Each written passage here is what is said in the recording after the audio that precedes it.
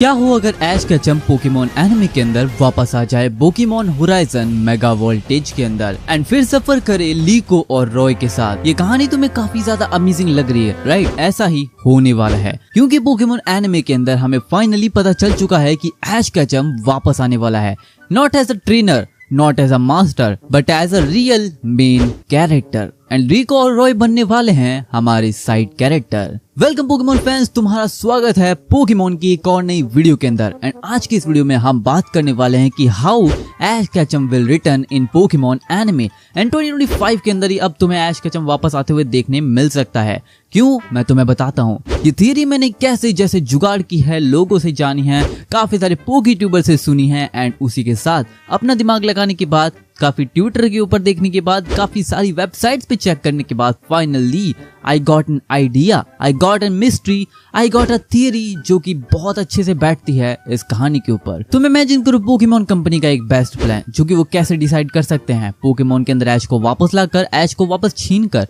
And ऐसा ही हुआ है, वर्ल्ड चैंपियन बनने के बाद ऐश को छीन लिया गया हमसे, हम सभी से, क्योंकि जैसे ऐश की कहानी को रोक दिया गया था, जिसके बाद हमें एक और नई सीरीज देखने मिलती है ऐश केचम की, जिसके अंदर ऐश अलग ही जर्नी पे निकलता है। वहाँ पे ऐश को पता चलता है अपने डैड के बारे में भी, जहाँ पे वो रोने भी लगता है। ये बिगिनिंग की सीरीज तुमने जरूर से देखी होगी, और अगर तुमने देखी है तो तुम जानते हो कि कहानी के अंदर सिर्फ 2 ही एपिसोड्स आए थे एंड 2 एपिसोड में बिल्कुल भी स्टोरी के अंदर कुछ मजा नहीं आया था। उसके बाद भी हमें कुछ एपिसोड देखने मिले थे जहाँ पे ऐश सफर करता है मिस्टी ब्रॉक के साथ, लाटियास वहाँ पे ऐश को मिलता है और भी बहुत सारी मिस्ट्री डिस्क्लोज होती है। तुम इमेजिन करो कि ऐश बन चुका है world champion and world champion बनने के बाद बहुत सारी प्रॉब्लम उसके कंधे पे आ जाती है, क्योंकि वर्ल्ड चैंपियन बनना तो आसान है लेकिन वर्ल्ड चैंपियन बने रहना काफी ज्यादा मुश्किल है। अब तुम सोचो, जब लियोन वर्ल्ड चैंपियन था उसके ऊपर कितनी ज्यादा प्रॉब्लम थी। उसे हर बार कहीं ना कहीं इवेंट में जाना पड़ता था, काफी ज्यादा ट्रेनर से फाइट करना पड़ता था, कोई भी उसे चैलेंज कर देता था तो उसे फाइट करना ही पड़ता था। रायहान से जब उसने बैटल की थी, ऐश से जब उसने बैटल की थी,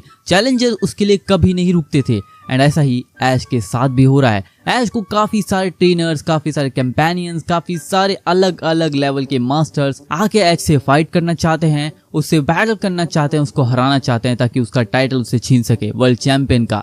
पर ऐश कभी हार मानने वाला नहीं है। तुम जानते हो कि ऐश अपने आप को हार मानते हुए कभी देख ही नहीं सकता। वो हारता है तो वो फिर से ट्राई करता है, लेकिन अब वो वर्ल्ड चैंपियन बन चुका है। उसकी एक हार भी उसके लिए बहुत बड़ी प्रॉब्लम कर सकती है एंड इसीलिए ऐश अब तक तो नहीं हारा होगा। और अगर वो हार जाता तो अब इसकी हमें कहानी देखने मिल जाती। एंड इसी के ऊपर मैं तुम्हें आगे बताता हूँ कि प्रॉब्लम कैसे सॉल्व हो सकती है।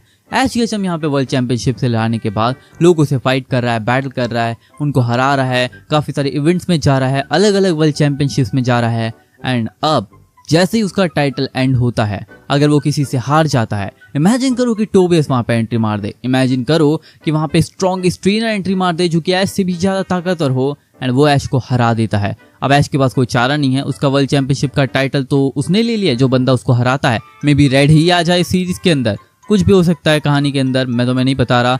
लेकिन तुम इमेजिन करो कि ऐश हार जाता है। हारने के बाद वो क्या करेगा? ऑब्वियस सी बात है, वो अपने सफर पे निकलेगा। जहाँ पे रिको और रॉय की कहानी तो हमें देखने मिल चुकी है, जहाँ पे उन्होंने पूरा पाल्डिया रीजन सफर कर लिया, सब कुछ एक्साइटिंगली एंजॉय कर लिया, पर उनकी एज, उनकी टाइमलाइन अब परफेक्ट बैठ रही है उस टाइम के ऊपर जब ऐश वर्ल्ड चैंपियन बना था। अब पोकेमॉन होराइजन को देखने के बाद तुम ये जान ही चुके हो कि फ्रेड की डेथ हो चुकी है। एक ऐसा मेंटोर जो कि बहुत ज्यादा इंपॉर्टेंट था रिको और रॉय के लिए, वो मर चुका है। लेकिन अब रिको जहाँ पे अपनी पढ़ाई में आगे बढ़ गई थी, तो रॉय यहाँ पे ट्रेनिंग करके 1 साल के टाइम स्किप के अंदर अपने साथ एक मेगा लुकारियो ले आता है।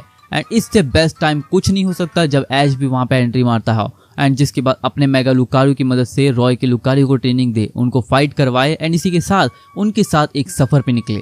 तुम इमेजिन करो 2 टाइमलाइन नहीं, 2 अलग अलग स्टोरीज। एक तरफ यहाँ पे रिको और रॉय की कहानी चल रही है पाल्डिया रीजन के अंदर, तो एक तरफ ऐश केचम की स्टोरी चल रही है। अब ऐश केचम वर्ल्ड चैंपियन का टाइटल हार चुका है तो लोग उसे नहीं इतना ध्यान देंगे। जहाँ पे नया वर्ल्ड चैंपियन बना है तो उसके ऊपर ज्यादा लोगों का ध्यान जाएगा एंड इसलिए ऐश पिकाचू के साथ अपना एलियस लेकर, मे बी अपना नाम चेंज करके या फिर ऐश केचम ही बनकर पाल्डिया रीजन के अंदर ट्रैवल कर रहा होगा। एक के बाद एक सभी लोगों को हराते हुए उसने अपने पोकेमॉन्स को कैप्चर किया होगा, क्योंकि पिकाचू को लेने के बाद ऐश नए पोकेमॉन्स ही कैप्चर करता है एंड ऐसा ही हुआ होगा। एंड जैसे यहाँ पे पाल्डिया रीजन की कहानी एंड होती रिको और रॉय के साथ, may be Pokemon horizon mega voltage के अंदर हमें कहानी देखने मिले ऐश केचम की इन पाल्डिया रीजन।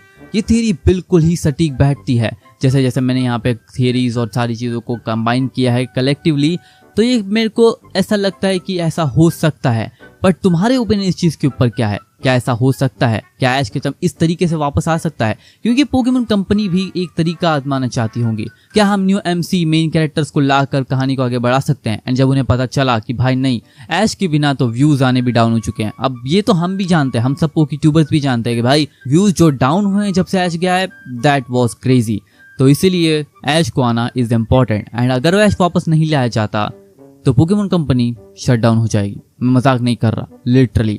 भले ही उनके होराइजन उनको अच्छा वाला कमा के दे रही हो, लेकिन ऐश जो उनको कमा के दे रहा था वो होराइजन कभी नहीं कमा के दे सकती। और अगर वो लोग ऐश को वापस लाते हैं, पोकेमोन की नई मूवी भी हमें जरूर देखने मिलेगी एंड ऐश केचम स्टोरी में वापस आएगा। ये कहानी बहुत ज्यादा एक्साइटिंग फॉर्म ले रही है गाइस। आई नो कि मैंने यहाँ पे अदर पोकी ट्यूबर्स की स्टोरी थियरीज को भी इम्प्लीमेंट किया है इस वीडियो के अंदर, तो उनका क्रेडिट उनको ही जाता है, पूरा श्रेय उनको जाता है। बट यहाँ पे एक थियरी मैंने भी तो क्रिएट की है, जहाँ पे मैंने ये बताया है कि दोनों की कहानी एक तरफ साथ साथ में चल रही है, लेकिन अब जहाँ पे एक की कहानी खत्म हो चुकी है, तो अब हमें वही बैक स्टोरी के रूप के अंदर ऐश की कहानी दिखाई जाए। That will be crazy, that will be dam crazy. And तुम्हारा ओपिनियन तुम लोग कमेंट में बता सकते हो। यहीं पे मेरी थियरी एंड होती है, और कुछ नई थियरीज आती है तो मैं तुम्हें जरूर बताऊंगा। बट आज की वीडियो को यहाँ पे एंड करते हैं। मैं मिलता हूँ तुम लोग से नेक्स्ट वीडियो के अंदर गाइस। तब तक के लिए तुम लोग कमेंट में जरूर बताना तुम्हारे ओपिनियंस क्या है इस चीज के ऊपर। सायोनारा।